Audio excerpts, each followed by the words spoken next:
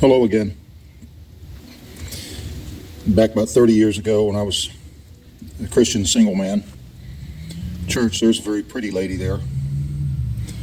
And I was chatting with her, and whether there would ever be a possibility of dating was not on the table, because when I meet somebody in the church, they're a sister in the Lord. But we're talking, and something comes up that brought up that all through her childhood she was in all these pageants and teen pageants. She is about 24 years old, 25 years old or so.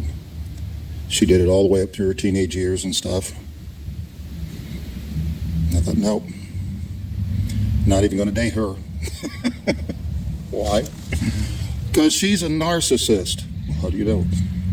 No girl wants to be in a beauty pageant unless she's a narcissist. And if she's a little girl in these little girl beauty pageants, it's because her mother is a narcissist. That's a given fact. Now, you marry one of those, and she's going to be the only one in the relationship. What you think? It's going to be all about her. Kind of like the wedding day. And everyone thinks it's all about the bride. Oh, really? Well, there's a lot of misunderstandings we have about that wedding day and the narcissism we pour into it all over the bride. For our wedding and our honeymoon, we spent less money than most spend on just the wedding dress.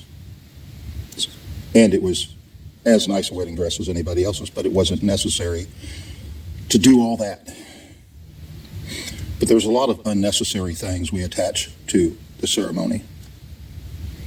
Like, just for instance, think, Adam and Eve, were they married? Tell me about their ceremony. You have to think about that now, don't you? What is a wedding? Is this a big day for the bride? No.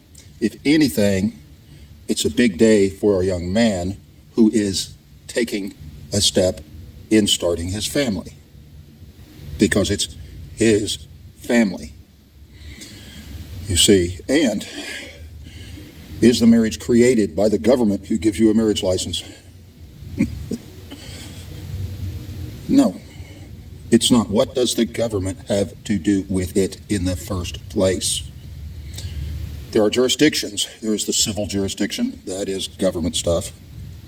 There is the church jurisdiction. There is the family jurisdiction. There is the self jurisdiction.